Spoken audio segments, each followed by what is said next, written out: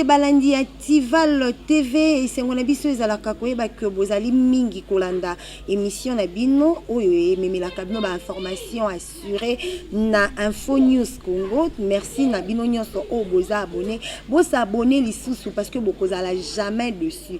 Skana pesa mbote na Gabile ma transfert d'argent balobi agence moko ya sur otie lelo o récupérer pekaka lelo. Freddy Nyanga mobali ya mama bébé la parisienne balobi kuna nde poto et c'est ngona biso ezali koyeba que bozalaka mingi na ba sujet na biso lelo to kolobela likambo etali Assemblée nationale pe ba sujet mususu ezali ebele o bokozala jamais dessus na ngonde na lobaki que ezali esika moko oyo esalaka que bozwa ba information ya sûr nazanga mokote nazana prophète Ngefa lo sako prophète mato emi baleza mapasa mayoka nzela moko lo sako prophète nzete zokisi nzoku na zamba ata na ndoto bosana kango te lo sako prophète bangela kema engela etafe lo sako mosali na nzambe chokolilo nde mokonzi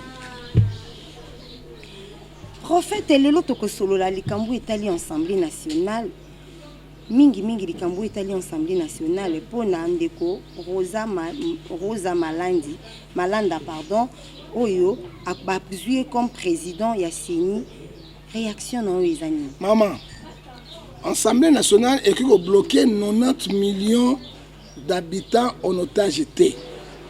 On a assez avec ces Assemblée nationale d'être voté bangoté. Hein? Nanga anoma bango nommé. Si 590 personnes pas mon peuple voté bango, mais 400 banoma bango nommé. Bango bako zoua loi moko basaka pona ko sepesa peuple ezalaka te. Loi moko pona intérêt mboka ezalaka te. Bako voter mais loi moko ya maman grâce monde. Il y a gratuitement ya accouchement ezalaka te. Kaka biloko na bango ezanga tina wana bazotia ba congolais na embrouillement. La voix du peuple c'est la voix de Dieu. Et ce que c'est nini ba konjo bazali wana na 1 Corinthiens chapitre 3 13 verset 1 à 4 bana bolingwa peuple congolais. Malonda wana bozo kawana azaki secrétaire exécutif depuis Maluman. Ayebi seni. Ayebi ne batrishaka. Ayebi ne ko manipuler ba machine wana. Alongwe wana akomi na pasteur oya kelingo imulungu. Ka secrétaire exécutif. Alongwe secrétaire exécutif wana ayiko koma pepa ya nanga. Nanga mota PPRD. Si ko ba mona ki boy na 2023 pour tout bloquer Tshisekedi, tout bloquer moto koya, il faut de la majorité, il faut de chaka moto na biso. Ba iko zo malonda. Parce que poste les poste ba religieux. Hein? Comment ça dit nanga azali diacre? Hein? Nanga azali diacre. Pasteur nanga mulunga azali pasteur manumalu azali sango. Hein? Bobo sénateur diacre ne moto akomaka pasteur ou bien sango. Diakona donc mboka na biso ezokamba makaka na bato baza basali ya nzambe mais basali ya nzambe mabe ya mitema mabe o babanga nzambe te non pas la crainte de Dieu non pas l'obéissance à Dieu il fait ce qu'il veut yango nzambe asandi bango pe apesi bango bitumu esprit égarément comment tango moni bozali lisanga lokola Somme 133 verset 1 à 4 catholique abimi amoni maila poloso pe apelengendo protestant abimi amoni maila poloso pe apelengendo église rebelle ebimi maila poloso apelengendo ye malonda wana alobi ya moto église kibangis abi yo doyebi yete alongwe mais tango balongwe basakani basuspendre élection wana soki parlement ya solo oyo ya peuple ba voter bango bozonga suko sangana même na tribunal tango sambaka te comme même juge ba est-ce que beaucoup de opportunités pour nous kana super boya oui juste tout à nous kana beaucoup de kana peut boyer hein bo futi ba manda l'état bo bongisi essayer so bo kana tout continuer mais tant au moins la démocratie vous allez 5 composants 3 babimi botikali d'élection au Salimandé élection triquée yango nous disons ceci Fridona bongo alobi yango cardinal monseigneur ya protestant alobi yango église de lobby yango tokondima yango te pe tokondima ye te mboka ekotambola toujours na occupation mikolo nyonso nzambe asala boye te ata Israel yango 430 ans bowumbu mokolo moko babimaki nzambe atindaki Moïse abimisaki bango Congo ekobima na esclavage yo te pays sous occupé lelo tozomona drapeau à Kivu république sous Kivu ezobima kuna parlement on ne parle pas de ça parlement ya bango bazoloba te eloko te tozomona na Tanganyika de localité kei bazambe babotoli yango beni awa basoudanais bakoti babandi kozwa balor na badiama koboma baozosa bango mindoki parlement ya bango balobaka te siko role yango ya parlement yango ni bamibeko kaka ya bango moko mpona kosauvegarde bango et peuple oyo ezosouffrir 60 ans d'indépendance ya souffrance peuple yango na nzela yango te nous disons réaction na ngai non à malonde mpe malonde kosala te vraiment soki otiete matu bafunganga nyonso polele bafungana polele boboma peuple moma parce que on a assez oyo bobomaka bato wa plus que coronavirus plus que Ebola bozoko reconnaître yango le ventre enfamé n'a plus d'oreille peuple liaka te et ce soir en charge te soki badiaspora te bandeko na bana so bakende kuna te mais tout le monde a mouru en Congo rôle nini ya gouvernement gouvernement prévoir bainstitution sûre ebima oyo ekodéfendre peuple congolais ekodéfendre nation intégrité territoire ya mboka etelema epai na biso ezalaka te bolingaka banégociation babotoli boye bokeka na négociation abotoli négociation na banégociation boye gouvernement union nationale bozwi barwandais baburundais botolisi biso awa est ce que mboka oyo ekodéveloppe na bapaya regard solution oyo tozoleka nango lelo oyo na souffrance na pasi donc le pays ne décolle pas.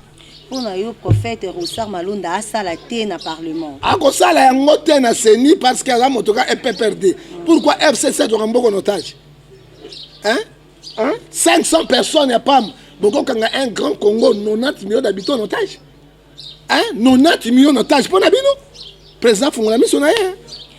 Moi, Namboka Félix Tshisekedi a salaki discours le 25 juin pour l'indépendance Yamboka Nabiso. Réaction na yo. Discours moko ya sikoto mona na mboko ezate. Na Félix président Tshisekedi parce que organisa ki ba défilé te passer dans tina moko te. 60 ans ya colonisation. 60 ans ya passe ya peuple. 60 ans ya occupation. Ata ba Belge ba kei. Mais bamboko ezingi biso ba Uganda banane. 60 ans 5 pays africains ezingi biso kabola mboka. 60 ans ototonga to toruti moko te. 60 ans autojeu TGV mon côté. 60 ans auto fout quand même à travailler. 60 ans auto même l'hôpital. 60 ans auto dans 3 universités pam au Mobuta Tonga. Pour Belge batika sur l'université de l'Envanyumo campus ils peinent ba université nyonso ya Congo nyonso ya Mobutu qui a construit. 60 ans tu as l'hôpital à Sika combien moderne. 60 ans, combien d'enseignements ont bafoué, Koufa 60 ans de misère à Congo. Et bien, Congolais, bon, pourquoi présent ce discours, c'est plus sabat.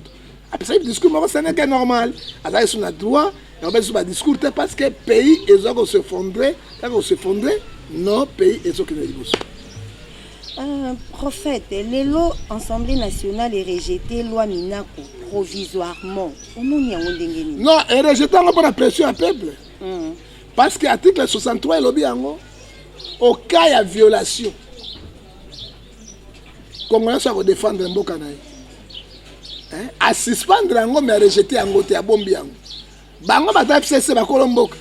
Mboka ne à bango. Na basi na bana na biso na makila na biso. Ezandi ya bango na septembre ba kozongisa ngo ekoleka te yango moni be président comme le système péter les plans président do péter les bango ba plan sikoyo peuple peso péter les bango ba plan to kende na mbutu mbunde ozaki na mobutu to koleka susu bozoba oyo et ya ba avantage ya bato moko songolo 600 personnes bazwa payer en otage et kondimate oyebi article 58 ya conseil lobby tout Congolais le droit de partager les matières premières équitablement. Yo sommes na diamant botama. Tant bataka diamant on oteka kango. L'or on a kango.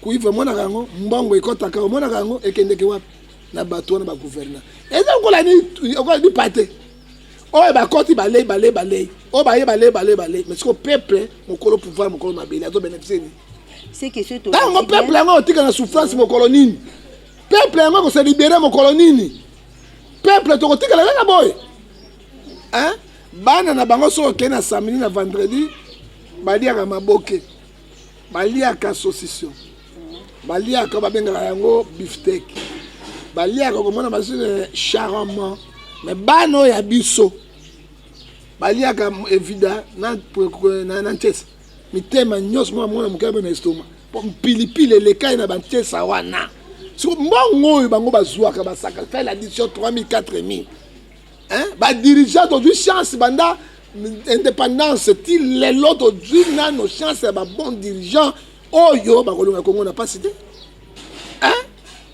hein oyo bango bana soki bakei kuna simi mona pa badi ta papa bonjour maman bonjour je voudrais prendre du lin oyo biso tozwi bana ya biso tozwi matiti abeti boy akanga singa bilamba yo sakana kare mwana tala non njisa ndenge wa et les pays les plus riches les plus bénis et les peuples sont dans la misère oh tozo bunda le lobby soit sacrifié tozo bunda pona bana ya bana na biso ba mona tabo mengo mindele bazo kamo ya Congo démocratique pourquoi nzambe au sala biso bo hein soko yebaki bongo so dans désert hein même dans désert ba pays arabe bazo bika plus mieux ko le kabiso to na diamant or cuivre biloko nyonso na bakobati hein tozwi ba dirigeant mitema mabe depuis bourgmestre gouverneur kamata ba député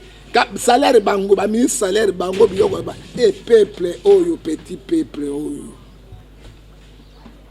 oyo zo kufa na misère ya bango moko o bazanga tata te mama te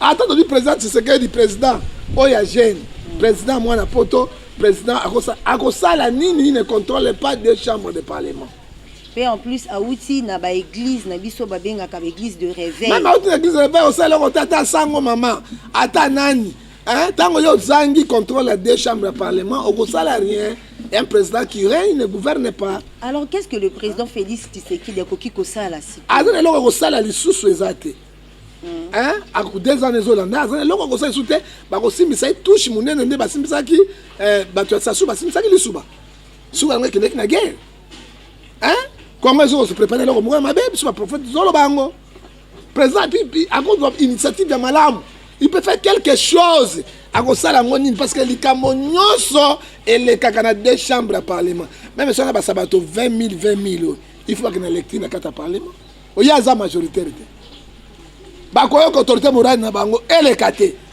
a kosala ni yango butalo ba que le président de la République n'est pas magicien mboka ezali sous-occupé sous l'occupation il faut bit mboka se libéraka entre peuple et moko peuple ne se libéraka ye moko parce que aliro tozokende na mibeko na bango yo balingi bateka mbuka Congo pe ko simba te to ko bundela na bango te na suka toyebi que na gouvernement ya président ancien président fait Joseph Kabila tout monde qui mo ba rigueur ezalaki mingi mais lelo na gouvernement ya président Félix Tshisekedi tout monde ba komi ko falsifier na signature ya président ils ont manque à rigueur ou bien ils animent non au moins président Tshisekedi à côté on a pas alliance hein à côté une alliance na coalition alors la coalition alliance le président Tshisekedi ne dirige pas seul azo diriger na coalition na bango oui mais na coalition na bango to mettre na cash ba majoritaire c'est FCT majorité parce que premier ministre na bango bana 46 ministres hein gouverneur provinciaux ya bango yoso kamata ba président ba député provincial ya bango yoso hein azali majorité te yango akoko zwa décision malamu pour asala ekolekate parce que na cadre de démocratie autolobia yango na partage de pouvoir hein to na partage de pouvoir c'est là oyo clé moko bakangi président Tshisekedi pour aningana te a bouger te c'est ça Mais les autres qui m'ont emboka Chadar ya lobby balingi sous coalition te balingi cohabitation entre bango na UDPS. Alobi balingi sous coalition te bango balingi cohabitation. Olobi ni pona. Bango préparer quelque chose. Tant comme na cohabitation. Bango na coalition mais na carte de démocratie yo kada bango banga majorité. So ba na cohabitation. Jamais premier ministre a osé Tshisekedi. Jamais, parce que la démocratie, c'est pas majeur. On a des pièges, moi, je suis allé wana. Ok? Bakozaki kana mam bazaka et belé na partage quand on est ministre bazali biloko tu bango et là on échanger. Mais si bakena na cohabitation, ndesika bazoluka ba coup d'état constitutionnel ou ba coup d'état militaire et ça les mayango. Mais peuple lobi non, tant que ça il va dire on a bino tozalaki te, toyebi yango te, toyebi président, tu sais le président toka mamboka tokende mais peuple sikoa comme quoi parlement na bino toyebi yango dissoute. Mobilisation ya marche ya le 9 oyo pona yo wa le 9 mon colonie et ça le 9 balobi mobilisation déjà pour la marche le là mon colonie le l'autre ça le 6 donc bientôt là tout bon se mobiliser pour la marche yango ya nini marche yango ezali pona président Sendi bui pona loi Minako non loi Minako déjà ba retirer yango ezali pona seni moto ya seni oyo biso tout kozala tokozala to bisa bango ete non mais to senga bande ki de possible nande ko lamuka Paul Yesu akufa Pilate na kaipa na ko solate Pilate azalaki juif azalaki romain kaipa azalaki romain azalaki juif mais tant que pas Yesu akufa ba solaki nous disons tozolo baboye pendant l'intérêt à Congo biso to telema pendant marche oyo toloba non na président Senito boy baluka moto mosusu batia ye boko tia même Mosengo pourquoi boko tia Mosengo président Senito aza passionné aza cardinal passionné parce qu'il y a koloba vérité boko tia même abe cholé azo même kama be malumalu te akosala bosembo bolingi kaka bata pepe de pour nini yango marche on ezali parce que to boy moto batie na parlement boyo ka biso boy peuple nde votaka bino so peuple boy bino biso moto ko voter boyo na sasité pour peuple désavoué bino na makamona mina boyo sasité si le peuple mo ko réagir ko chef de l'état mo garder des institutions ata la mouvement peuple ko sala azwa décision aller abolir loi wana et puis balongola papa ya bango ya FCC de Tolembi FCC eko colonization c'est que mobimba to boy bata dictateur Mobutu et kendeki oya bango c'est plus que Mobutu toyebi mikolo uti koleka bakangaki pasteur Mukuna wazali pasteur ya église songolo bien ACK o ekambara pe na mboka na biso mais bakangaki po na vidéo moko o elobi que aviolaki mikolo elekaki tokaki ba musicien kotanga kombo ndeko héritier pe vidéo ebimaki awa avioler okutu ezaki vidéo ezolakisaki ezaki viol po ndeko kozwa mwasi par force mais bakangaki après batiki mais moi na mboka Mukuna bakangi ti lelo toki bakateli 20 ans pour na viol pour na yo eza jeu politique to eza nini bon moi ça Mukuna longa kaleso na makasi kaleso pina moi ça lati balonga na makasi yo moko longa kaleso no ndimi yango même héritier wana akangaki na makasi te moi ça longa kaleso na ye mais condamnation Mukuna na 20 ans fait ça mité ministère public a proposé yango mais tozozela mais et donc bomi Mukuna nini tribalisme il y a un président Tshisekedi président de la République démocratique du Congo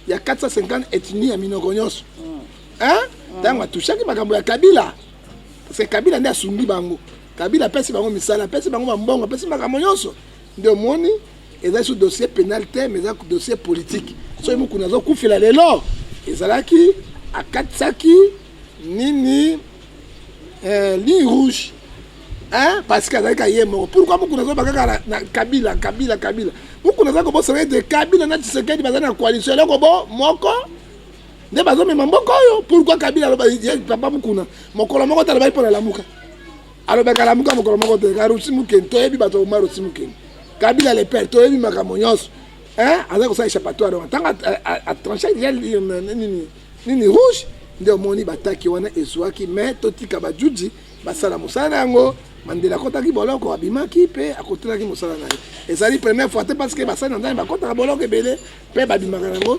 totika basala mosala. En fait tokomi kobanga nde tokomi okendeli na mboka oyo balobi na Kivu balingi bakabola mboka mpe bamatisi drapeau ozomona te nde tokomi kokendeli na likambo oyo ekomi mabe makasi ezali déjà oyo tobengaka pays oyo eza na gouvernement. Il faut président à ça la état de guerre. Siko, il faut président à la rigueur to à ça la nini. Car si président a décidé de se faire dans le parlement parce que comme déjà qui vous banda kala balinga ba programme en république. Mobutu asala ki yango tango Katanga ba approuver république ya Katanga. Et puis Mobutu attaqué yango ki na armée mindala balaba nini Mobutu ti a violé territoire à bateau république ya Batabi pas quelque chose à province tango Mobutu botora ki.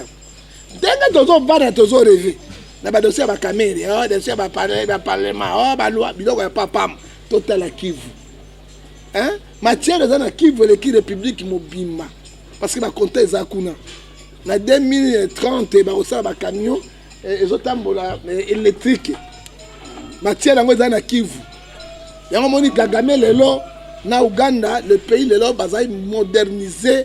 Parce que bazo produit na biso. C'est le moment où déjà attention moni baptême drapeau ya Kivu c'est très dangereux. Il y a une balkanisation. Et puis on y place sur Azarayende à Kabola Ramboka. Toloba ngo mbala président Fungola Miso. Hein? Il faut déclarer état de guerre. Elle est dans parlement à l'Oba. Et déjà menace moko et salemi na mboka na biso. Constitution de la République et lobby l'article 63 il y a constitution et lobby na kotangela yo. Parce que là quand to ba ya mibe ko to sali yango to ça hors la loi te. Article 63 constitution lobby bo. Tout Congolais a le devoir de devenir sacré de défendre le pays de son intégrité. Tant que moni qui vous battez misi drapeau yo moto zali congolaise congolais le kolangai toko salani toko défendre yango yoka territoire à face à menace on c'est déjà menace une agression extérieure nani aiko tia drapeau pays za drapeau moko na kati ya Congo menace extérieure ba Rwanda ya Burundi na Buganda na MONUSCO elle est une constitution et persibiso un service militaire est obligatoire peut être instauré dans toutes les conditions du Congolais. Na yonanga comme militaire pour défendre l'intégrité de son territoire sous la peine haute trahison. Na yonanga droit dans combat, to de pas moi, c'est la Constitution article 63. Dans le drapeau est mis balance qui va comme militaire.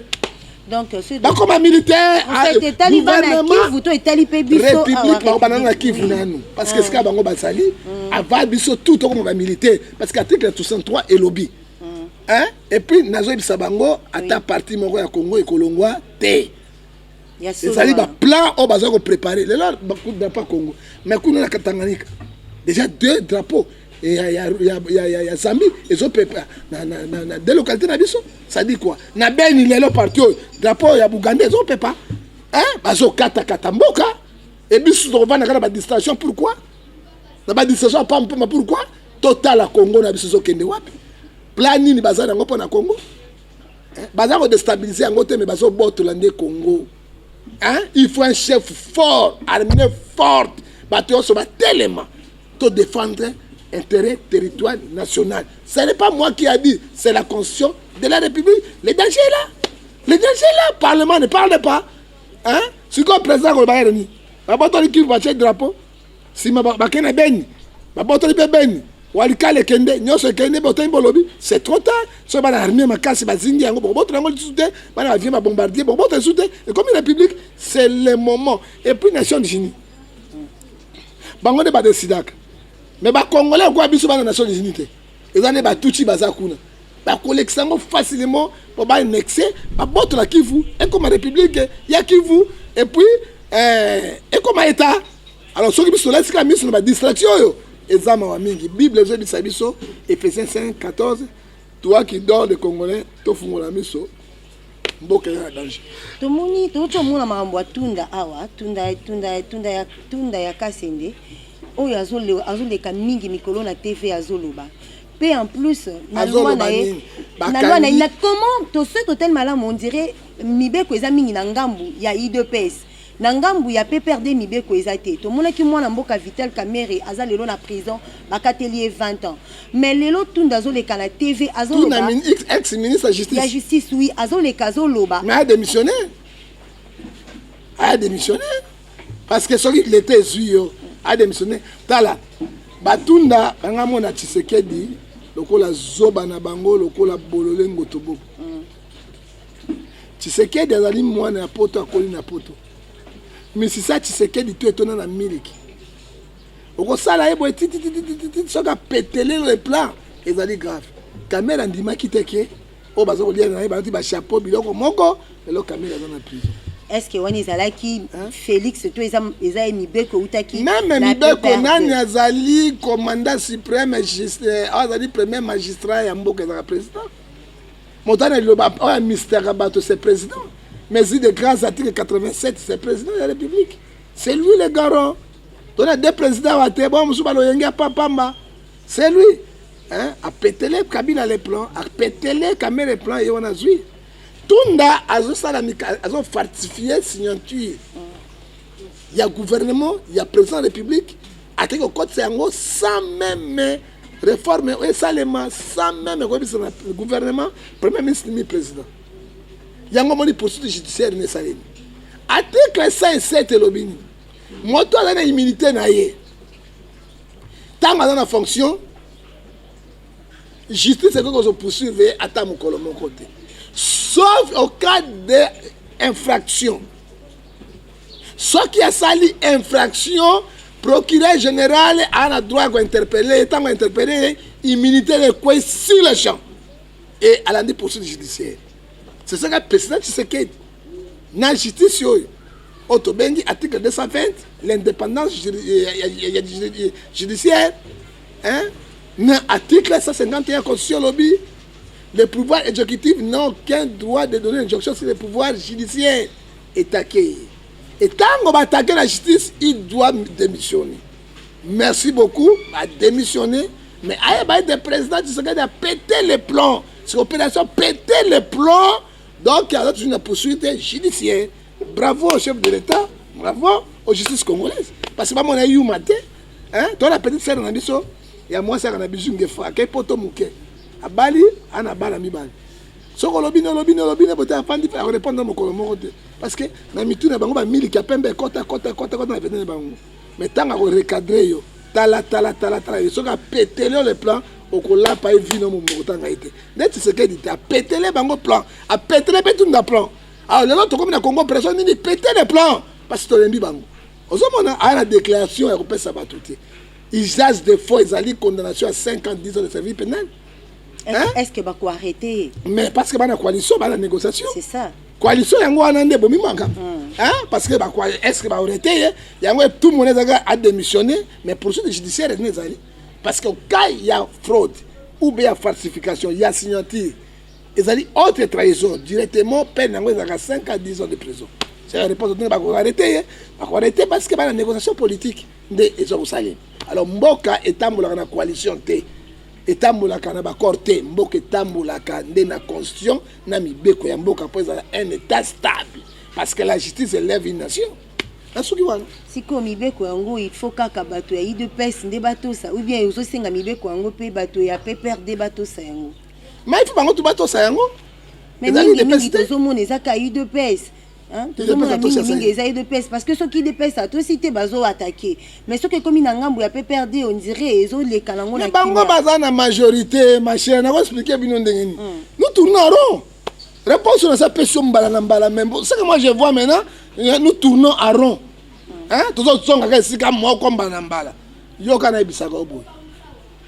président de la République Azalaka Makasi. Soit qu'ils ont contrôlé 2 chambres et un parlement. Autorité budgétaire, na loi Mboka et où tu as 2 chambres et un parlement. Soit comme on trompe la décision qui était parce que parti nae et c'est là qui majorité na Sénat. Vous avez la nango le kola bango bazali na majorité parlementaire ba na pouvoir nyonso basimbi président kaka nini na signature ya ko promulguer soki loi ezali basigné ke ase promulguer yango.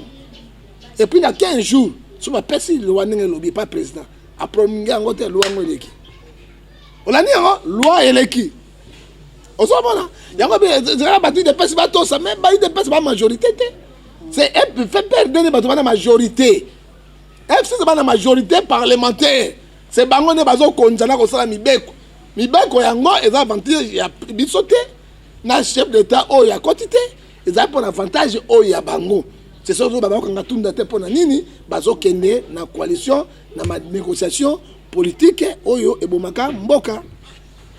Tokomi kokoma na suka ya magazine na biso ya lelo mo lilobo koki kozala nango ya koloba suka mpona émission. Bon, émission eleki malamu mingi liloba suka oyo ngai nakoki koloba yango ezali kaka congolais afungola miso mpo na mboka na ye. Pays ekomi déjà na ngoto bobo, pays ekomi déjà mabe, déjà eloko tobaki ya balkanisation yango oyo badrapeau ebimi tolongwa na kifanatisme ngai lamuka ngai cash ngai FCC ezali bomengo na bango bayebi peuple te pe bakosala peuple eloko moko to kote ko souffrir mboka lokola Congo peuple ezali Eldorado peuple qui ko souffrir lokola souffraka boité ba dirigeant nyonso bazali na ba parlementaire mitema mabe ils voient les intérêts ba intérêt ya peuple congolais te et mawa mingi tala eloko na nini congolais afungola miso hein atala mboka na ye balingi bakata mboka mais tozali wana mpona kodefendre mboka oyo ti na kati ya suka parce que tozali na mboka mosusu te mboka nzambe apesi biso ezali kaka République démocratique du Congo. Prophète, 2 ou 3 personnes na dédicace donc na mbote na ngai liboso nazopesa numéro na ngai ya WhatsApp imo Viber soko olingi kobenga ngai mpona bondela parce que l'année mosali na nzambe na politicien te mpo kosunga milimo ya bato 00243 89 610 49 41 okobenga so na 00243 81 807 26 78 pe okoki kozwa ngai na 00 243 99 99 42 937 napesi mbote na ngai na bakongomani nyonso bipai bozali kolo na nga pambola bino surtout papa Gabi Lembo Lebo transfert d'argent bon donc mutu oyo ju moko na lali boye batindeli ngai mbongo depuis poto na lala bona moye na pongi Gabi Lembo transfert d'argent na kena toilette ju mosa petit besoin boye na boka soy bona monika transfert ebi Gabi Lembo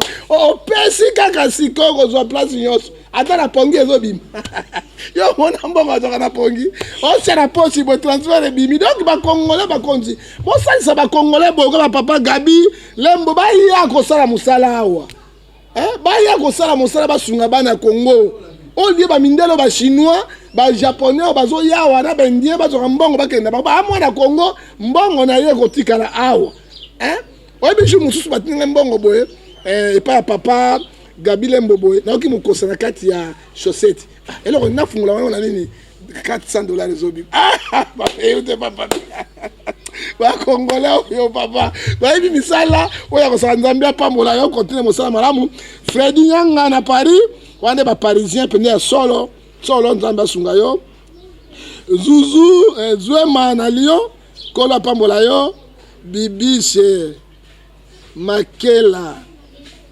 na Orbeveli nzambe ya lola pambola yo mwasi ya papa Edomba na Anvers mama Bibisha Makela kanga papa endamba na mandofu tokangi ngolo na mandofu na ye keke abushete kolo apambola mama Bibisha yampangi o babengi na kati na ville na Paris kolo apambola pe yo Eric Ndamba na Paris bino nde bakolo penda Paris ya solo Marco Dialola mokonzi ya batete la nyonso oyo papa Marco Dialola aza mokonzi ya batete la mais comment nini Diolela mokonzi ya batete to batete mibale batete la mosu wala pondu na loso o mosu wala makemba na bato ya za moto aleka pondu na loso mokonzi ya batetela mfumu ya bao kolo apambola yo apambola esika bozali tozali ensemble na bino mpe tobosani teke kopesa bakongomani nyonso oyo baza na république démocratique du Congo mbote surtout papa Flori papa Makambo yo nde chokolilo pese loko oze loko kolo apambola yo tokomi na suka émission na biso napesi ba remerciement na nga na papa Kombo et Ndambo Asilia mobali ya mama Bibish Makela babi motema ya mama Bibish Makela yo penza o simba motema donc kuna komeka te merci na Divine Falia mama na Levia donc voilà vraiment des souka tikana pesa ba merci na cameraman o asali que bomona bilili koma kitoko na bisika nyonso bozali merci mingi lisusu na Gabi le ma transfert d'argent balobi agence ya sûr Bachelio lelo o récupéré kaka lelo crédit ababi ya sûr en fait place nyonso zali et pas Gabi le ma ozala jamais dessus donc agence ya sûr au tiel lelo bachelio lelo o récupéré lelo Freddy Nyanga Freddy Nyanga mobali ya mama bébé mobali ya mama bébé balobi motema ya mama bébé kuna na Paris tokomi na suka tokutani mikolo ezali koya